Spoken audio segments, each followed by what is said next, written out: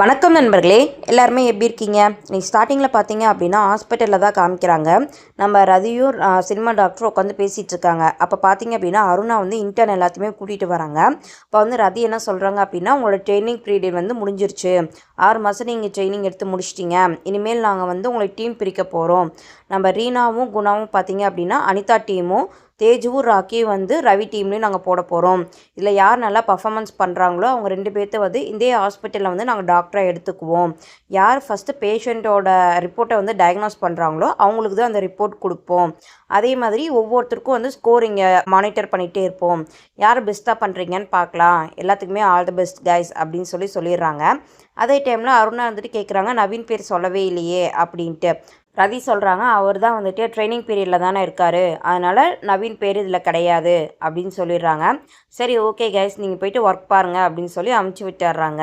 Intern ரூமில் தான் காமிக்கிறாங்க. எல்லாருமே உட்காந்து பேசிகிட்டு இருக்காங்க. இந்த மாதிரி போட்டிலாம் ரொம்ப தேவையா, அவசியப்படுது அப்படின்னு சொல்லிட்டு ராக்கியெல்லாம் கேட்டுட்டு இருக்கும்போது நம்ம தேஜு தான் சொல்கிறாங்க, ஆமாம் இது கண்டிப்பாக வேணும், இது நல்லா தான் இருக்கும், அப்போ தான் யார் நல்லா பெஸ்ட்டாக பர்ஃபார்மன்ஸ் பண்ணுறாங்கன்னு தெரிய வரும் அப்படின்றாங்க.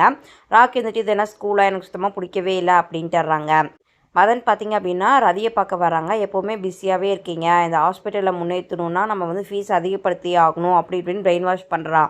ஆனால் ரதி இருந்துட்டு ஒரே முடிவாக சொல்லிடுறாங்க, ஃபர்ஸ்ட் ஆர்கே சார் இருக்கும்போது எப்படி இருந்துச்சோ அந்த ஹாஸ்பிட்டல் இப்படியே தான் இருக்கும், இதில் எந்த ஒரு சேஞ்சஸும் பண்ண முடியாது அப்படின்னு சொல்லி ஸ்ட்ரிக்டாக சொல்லிடுறாங்க. இந்த சைடு பார்த்திங்க அப்படின்னா ஸ்கூலுக்கு வந்துட்டு நம்ம ரதி ஹஸ்பண்டு அப்போ வந்து கேட்குறாங்க, இந்த மாதிரி வந்து சித்து தான் டாப் ஆஃப் த ஸ்கூல், உங்களுக்கு தெரியாதாங்க சார்னு மிஸ்ஸு சொல்கிறாங்க. என்ன சொல்கிறீங்க அப்படிங்கும்போது, ஆமாம் சித்து தான் வந்து அவங்க கசினை கூட்டிகிட்டு வந்து பெரிய மேட்ச் நடத்தி ஃபுட்பால் டீமில் சேர்ந்துட்டு அவங்களுக்கு தெரியாதா அப்படிங்கும்போது, கசினா யாருன்னு கேட்கும்போது அதான் ரீனா பொண்ணு அப்படின்னு சொல்லிடுறாங்க. அப்புறம் நான் அதை நிவிக்கிட்ட கேட்கும்போது திவி இருந்துட்டு அவங்க மேபி வந்திருக்கலாம், எனக்கு எது தெரியாது அப்படின்னு சொல்லி ஏதோ சொல்லி மழுப்பிடுறா. ஆனால் வந்து அவருக்கு வந்து சந்தேகமே போகவே இல்லை, அப்படியே இருக்கார்.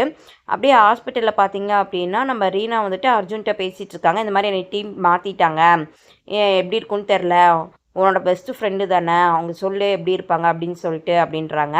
அதுக்கு அர்ஜுன் வந்துட்டு, ஆமாம் இனிமேல் பர்மிஷன் கேட்கறதுக்கு உனக்கு எந்த பிரச்சனையுமே இருக்காது, அப்படி தரலைன்னா சொல்லு, நானே வந்துட்டு நான் அவர்கிட்ட பேசிடுறேன் அப்படின்றாங்க. அப்புறம் உடனே இருந்துட்டு நம்ம அர்ஜுன் சொல்கிறாப்புல, இந்த மாதிரி ரதி மேம் கிட்ட வந்து கொஞ்சம் ஜாக்கிரதையாகவே இரு அப்படிங்கும்போது நம்ம ரீனா வந்துட்டு, அவங்கள பற்றி நீ தப்பாக புரிஞ்சிட்ருக்க அர்ஜுன், அவங்க வந்து ப்ரொஃபஷனலில் வந்து அவங்க கரெக்டாக தான் இருக்காங்க அப்படின்றாங்க. நீ எப்போ தான் புரிஞ்சுக்க போகிறையோ தெரியல அப்படின்னு சொல்லிட்டு அர்ஜுன் சொல்லிட்டு இருக்க டைமில் பார்த்தீங்க அப்படின்னா நம்ம ரதி இவங்க 2 பேர் பேசிகிட்டு இருக்கிறத பார்த்துட்றாங்க. இப்போ நம்ம ரீனா வந்துட்டு உள்ளே போய் ரதிகிட்ட ரிப்போர்ட் கொடுக்க போகிறாங்க. அப்போ வந்து கேட்குறாங்க, இந்த மாதிரி அர்ஜுன்கிட்ட பேசிகிட்டு இருந்தியே அப்படின்னு கேட்கும்போது நம்ம ரீனா வந்துட்டு சமாளிக்கிறாங்க, இந்த மாதிரி ஹாஸ்பிட்டல் விஷயமாக தான் பேசிகிட்டு இருந்தோம் அப்படின்ட்டு. அதுக்கு ரதி வந்துட்டு பார்த்தா ஹாஸ்பிட்டல் விஷயம் மாதிரி தெரியலையே அப்படிங்கும்போது, ஆமாம் நாங்கள் ஃப்ரெண்டாக தான் பேசிகிட்டு இருக்கோம் அப்படிங்கும்போது நம்ம ரதி சொல்கிறாங்க, இந்த மாதிரி வந்து அர்ஜுனை பற்றி எனக்கு சின்ன வயசுலேருந்தே தெரியும், அவன் ஒன்றும் அவ்வளோ பர்ஃபெக்ட் கிடையாது அப்படின்றாங்க. அதுக்கு ரீனா கோவம் வந்துட்டு, இவ்வளோ வருஷமாக தெரியுங்கிறீங்க, இதுலேருந்து அர்ஜுனை பற்றி நல்ல விஷயமா சொல்கிறதுக்கு ஒன்றும் கூட இல்லையா, என் சின்ன வயசுலேருந்தே நான் தான் எல்லா முடிவையும் எடுத்திருக்கேன், அது சரியோ தப்போ என்னதாகவே இருக்கட்டும் அப்படின்னு சொல்லி கோவப்பட்டு அங்கேருந்து கிளம்பிடுறாங்க. இங்கே பார்த்தீங்க அப்படின்னா ரவி தனியாக கேபுக்கு வெயிட் பண்ணிகிட்டு இருக்கும்போது நம்ம பாரதி தான் வந்து கூட்டிகிட்டு போகிறாங்க. அப்போ போயிட்டுருக்கும்போது பேசிகிட்டே இருக்காங்க, ஏன் ஒர்க் பண்ணுறீங்க, வீட்டிலேருந்து ரெஸ்ட் எடுக்கலாம்ல அப்படின்ட்டு. ஆனால் ரவி பதிலே பேசலாம். இறக்குனதுமே கேட்குறாங்க, இந்த மாதிரி நான் பேசிகிட்டே வரேன், நீங்கள் எதுவுமே பேசலாம் அப்படிங்கும்போது ரவி வந்துட்டு உனக்கு எப்போ யூஎஸ் விசா வரும் அப்படின்னு மட்டும்தான் கேட்குறாரு. இதோட இந்த எபிசோட முடிக்கிறாங்க. மீண்டும் நாளை ஒரு எபிசோடில் பார்க்கலாம். அது வரைக்கும் டாடா பை கைஸ். என்னோட சேனலை மறக்காமல் சப்ஸ்கிரைப் பண்ணுங்கள், லைக் பண்ணுங்கள், ஷேர் பண்ணுங்கள்.